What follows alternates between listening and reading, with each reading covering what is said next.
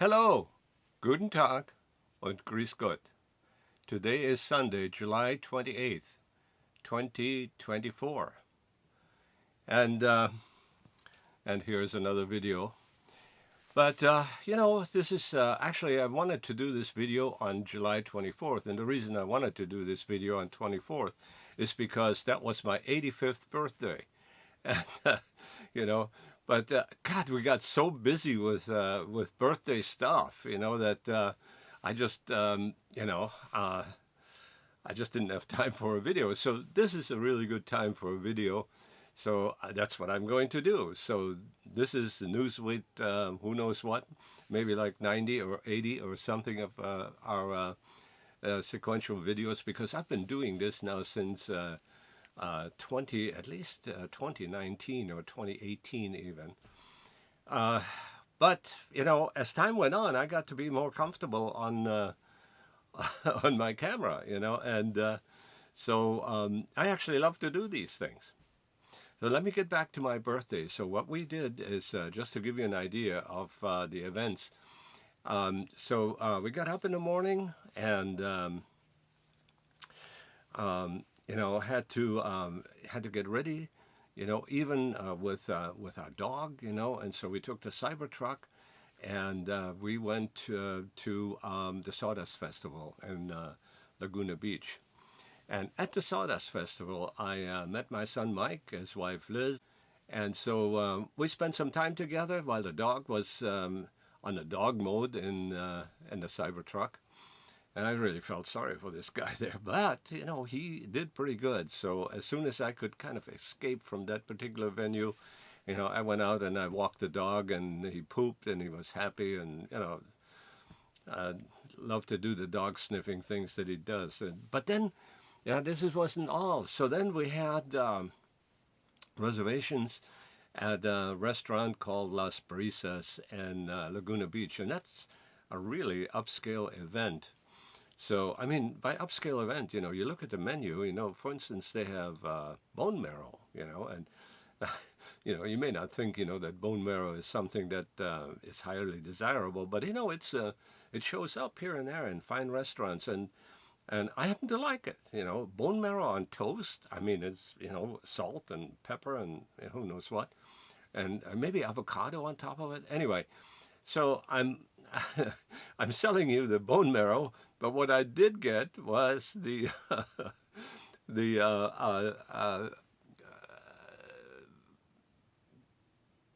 oh my God, pork belly tacos. Okay, so what you just saw was kind of a senior moment, where you can't think of the word exactly, and then it kind of comes to you, and I think it has something to do with short-term memory that kind of goes away, as you age. So anyway, 85, and I think I'm heading right for the kind of age group that my grandmother was in, because my grandmother Neuer, Neuer was her maiden name, which actually just means New Year in German.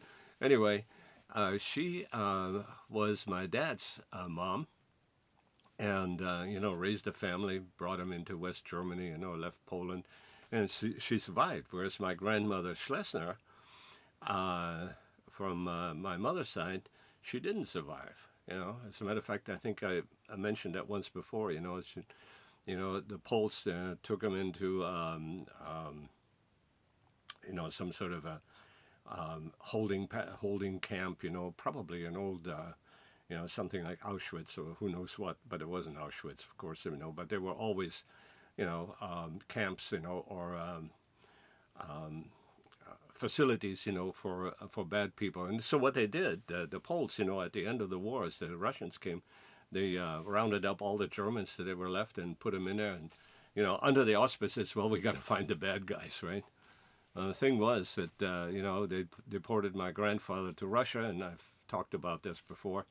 And then, for my grandmother, we never heard from again, so we didn't even know what the hell was going on. But my aunt, Tante Lotte, escaped, and she came to West Germany and then married a guy from Russia, a Volga German, which is really interesting, and they moved to Australia. And so there's this whole story there. But uh, I digress so much when I get going on something. But anyway, it was a wonderful birthday. So I had, the pork belly tacos, which is actually one of my favorites. There's a place in, near Spokane, or actually maybe in Spokane, or maybe not, called Twigs that we go to, and they used to have pork belly tacos. And when they quit doing this, I complained, because, usually when we have an overnight stay before we go to the cabin, we like to go to Twigs and have some lunch, on the way to the cabin. Anyway, uh, so yeah, so that was my birthday, and uh, then we came home, from lunch at Las Brisas, and then we went.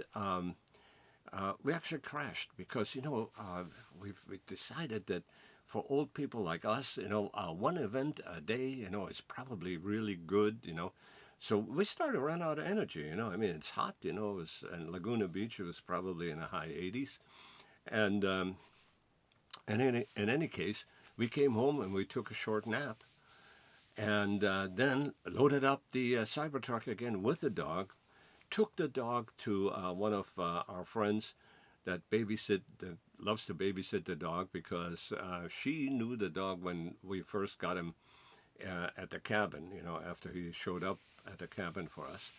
And she was, with us, and, was always in the back seat with the dog. So the dog really knows her, and he loves to hang out with her. So it's not a traumatic kind of thing for the dog. So anyway, she babysitted the dog, and we went to a place called the Summit House. And the Summit House really is some sort of a house that somebody owned, and they turned it into a restaurant, and it's on top of a hill. And, you look outside, and there are all these, you can, I think it's Brea, so you see all these developments and housing, and so the view is fantastic. So whenever this thing was built originally, there was probably nothing there, I mean, it was probably no Disneyland or anything like that. So it was probably built in the 40s or 50s, but now I'm guessing. But the restaurant has been established since the 1980s, and it's a really good restaurant, really high, really upscale, and a peculiar thing happened at that restaurant, and that is, I was talking to my son, and my wife ordered a hamburger at Las Brisas, and they were looking at what kind of meat to order. And I said, well, the best meat that I've ever had was in Chicago and the stockyards, because you go to the stockyards, and there's some restaurants around, and, the meat is just, the stockyards is where they butcher all the animals, and that's where they keep the animals.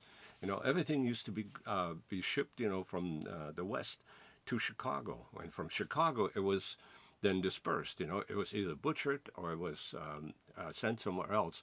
But Chicago was kind of like the hub of, animal distribution. So I just made that up, I guess. So they call that the stockyards because they have these yards, to keep the animals in before they get slaughtered and so on.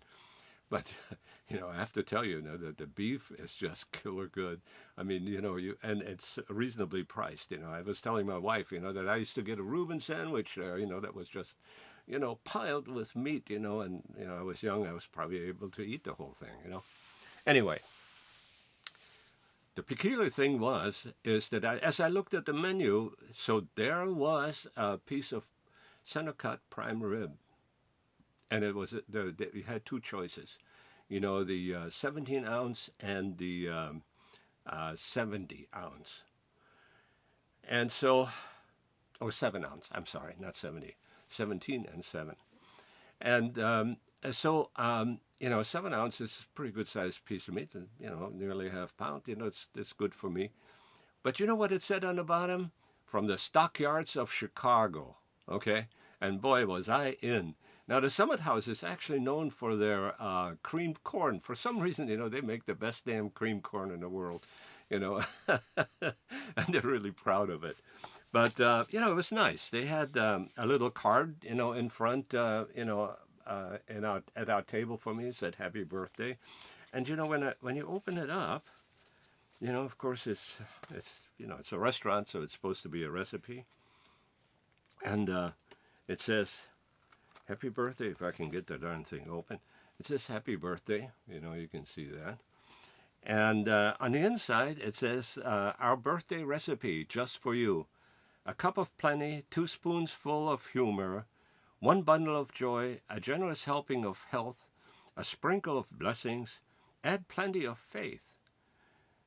Season according to taste, bake lovingly. Summit House family."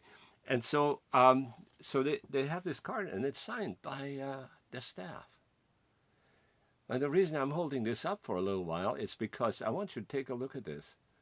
You can really tell the difference between the older folks and the newbies, because the newbies, kind of print. They don't even know how to write cursive. Oh, okay, so that's kind of a negative, but I think it's really wonderful that they did this, But I thought, oh yeah, look at this. Most of them still know cursive writing, so they have an experienced staff anyway. So there was the Summit House. So, well, I wanted to talk a little bit about the news. So, okay, so, birthday was over, and, we properly crashed. Everybody got home safe, and the dog had fun, and our friend, was really nice that she babysit the dog. Anyway, so we got back home, and the day was over.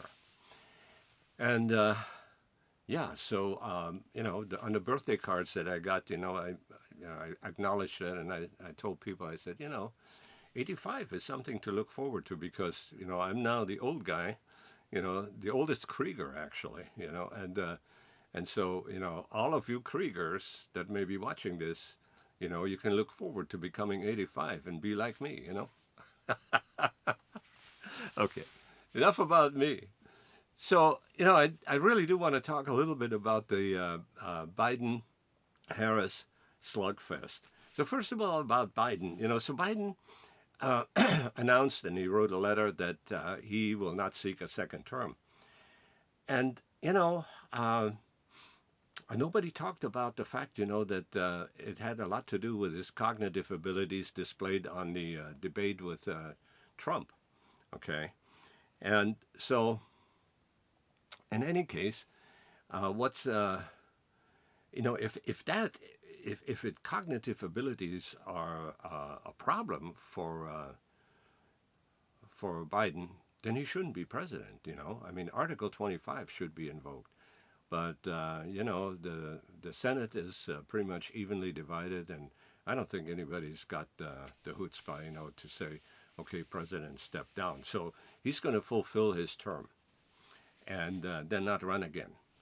Of course, he immediately endorsed his vice president, named Harris, and so she immediately took over the organization, that prepares, that actually does all of the pushing and shoving, and does all of the things, that need to be done. So the election committee now is in her pocket pretty much, because she went right after it, and she got delegate pledges, enough to where the Democrats are thinking that maybe we won't have a convention, because the convention is supposed to select the candidate to run, and she has already sewed up all of the delegates pretty much. So maybe they'll just have a virtual Democratic convention. It'd be a hell of a lot cheaper, than renting, a big place in Chicago or Pittsburgh, or who knows wherever the hell they're going to do that, So this is just going to be interesting. But I also want to talk a little bit about Biden and his cognitive abilities. When I tell you that we can't judge the guy just on the basis of his ability to perform under the camera and as a debater. Because one of the things, that happens with aging, is, I talked about this earlier, the short-term memory is impacted probably first. So, you forget names, you forget places, and things like this that you have to remember. But I want to tell you this, that, critical thinking doesn't really go away that fast. And so I'm not sure that President Biden isn't perfectly capable to hold his office, even though his performance, as I said in my last video, was abysmal, against Trump, and it really showed the difference in age. Well, if there's going to be another debate, it'll be Harris and Trump. But in the meantime, oh my God, the stuff that you hear, is Trump, basically calls her a commie leftist and all that kind of stuff, and she is saying, well, I've been the DA for San Francisco, and I've dealt with all kinds of bullies and con men and criminals and so on, insinuating, that the guy that she's running against, Trump, is actually has been convicted of a crime, so, yeah, in the strictest sense, he's a criminal. Now, of course, that thing isn't over. It's going to be appealed and who knows what, But anyway, but a jury convicted him of a crime, and that was in regards to the woman that he evidently had paid off through one of his lawyers, the guy that was closest to him, and then this guy, and I can't remember his name right now, but of course he turned against Trump because he needed a better deal because he knew that he was doing something wrong, and Trump just told him, well, take care of it, and but the Trump organization reimbursed him, for the money that he paid.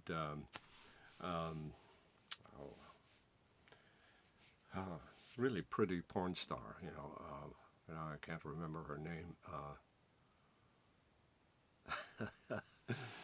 Anyway, but see, this is what happens, So you saw that, I can carry a fairly logical train, but then, you hit one of those points, where you can't remember it's Stormy Daniels. You see, and then it comes all of a sudden, Anyway, so, Harris has this legacy of having slept around a little bit, or maybe a lot. And of course, Trump has a legacy that slept around. Maybe this will just kind of neutral out. But right now, the polls are saying, Wall Street polls are saying that they're neck on neck. So nobody really knows how this is going to turn out eventually. But what's peculiar about this particular race is that Harris, I think, is like 61. Trump is like 78. So there's this huge age difference. And of course, Trump's motto is that he will make America great again. Well, that's really great. If you grew up in the 50s, like I did, well, then that this was really a great time, okay?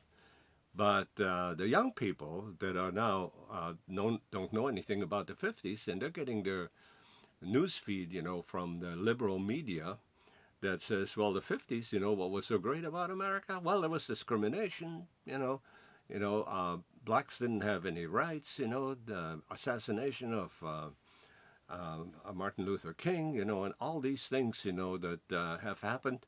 What was so great about that? Well, and that's what they see. But, there is this underlying thing, that inflation marched on, things are far more expensive now. And I'm not sure whether that's actually a fact because, the time value of money, if inflation ran at a pace of like 3% per year and probably ran a lot more, during some stretches and a lot less during some stretches, we don't really know, what the exact value is. And my son, Patrick, always tells me, it's the real measure is what is a day's work worth, But I don't want to get into that right now. So, when I look back, what America was in the 50s, I loved it. Okay, it was wonderful. There was a lot less legislation, a lot less restrictions. The communists were the bad guys. We had the McCarthy hearings, which I really turned sour, because it caused problems for a lot of the Hollywood elite that had communist meetings. I mean, none of it was made up. It was just maybe, maybe it was irrelevant because they were still Americans. But they were really very left leaning. And as soon as you leaned left, you were labeled a communist. As a matter of fact, at U.S. Steel, in my first job out of college, I remember postings, that said, if you have any affiliation with the Communist Party, don't bother applying here, okay? So you couldn't even get a job, and that was even past the, post McCarthy era, because McCarthy era, I think, was in the late 40s, if I'm not mistaken. So anyway, this is kind of what's going on right now. We're going to have this slugfest between Trump and Vice President Harris, and it'll be interesting to see. Now, Trump has got a really good card in his pocket because she was supposed to be the border czar. Okay, so we had all this illegal immigrants coming in all the time.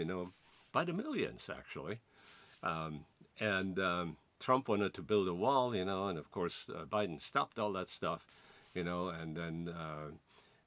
Of course, the immigrants knew that when Biden becomes president, well, hell, the old borders are virtually open, and they weren't quite open, but they were essentially open because they didn't have time to or the manpower to process all these people, take DNA samples, fingerprints, and whatnot, But anyway, if you wanted to come into America, all you had to do is say, well, I seek asylum.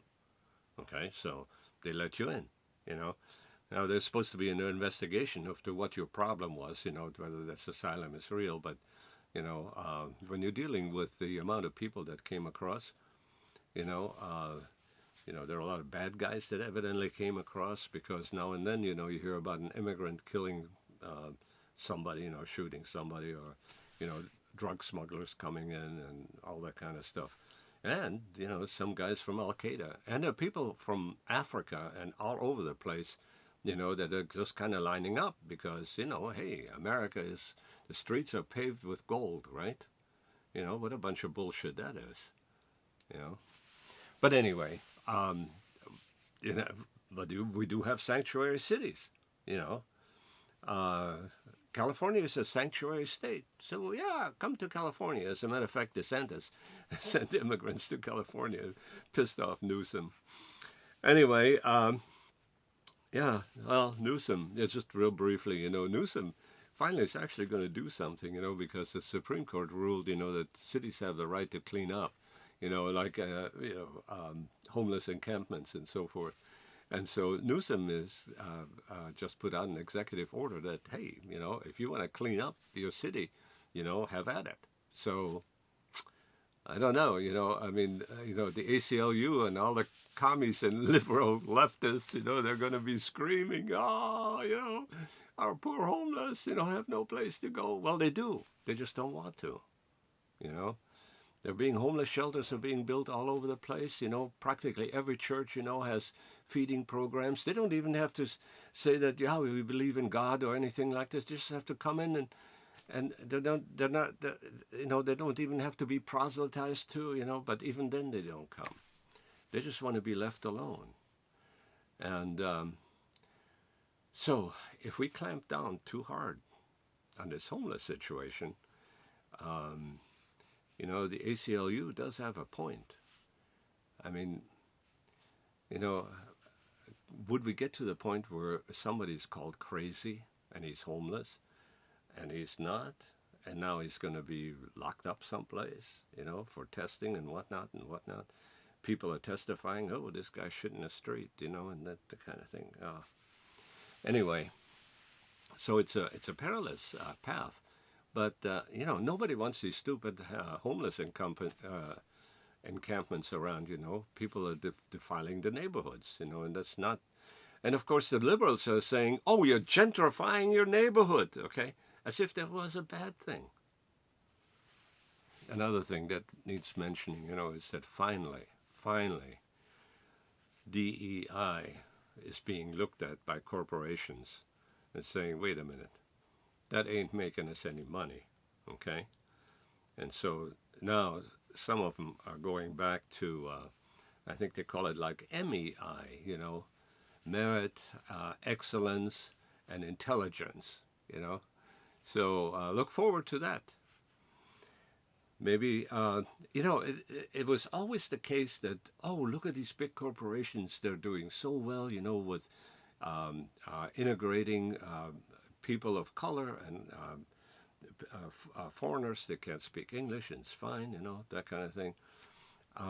And they're hiring them, and look at they're so minority friendly, and that was seen as good citizenry. Well, yes, those large corporations, they could afford this. This was a cost to them, and they were, were able to afford it, and they didn't pay, as much to the stockholders because it's a cost, and it just added to the cost. But once it became kind of rose to the top as a major cost, they're taking a look at it again because business is supposed to be for business, and good business makes more money than bad business. So let's look at that this way. And by the way, when it comes to racism and all this kind of stuff, just look at what's happening. Is anybody complaining there are not enough whites in basketball? How would they, if you were to dare to complain, there's not the whites are the majority, and there should be a majority of white players in basketball. The owners would say, "WTF? We want the best people playing, and the best people just happen to be black, and the best runners happen to be black, okay, and so on, So then, go to beach basketball or beach handball, that kind of stuff, and you see more white people also in hockey and so on. But there are no quotas for that. It's a business. Why don't they have to pay attention to DEI? And so if white players, that are not nearly as good as some of those would be forced to into those teams, all let's say Black Lives Matters would have a hizzy. Oh my God, Black lives don't matter. Oh, okay, I'm going over the top on that now. But in any case, merit, excellence, and intelligence in business is really, really important. And with that, I bid you farewell. So long. Auf Wiedersehen.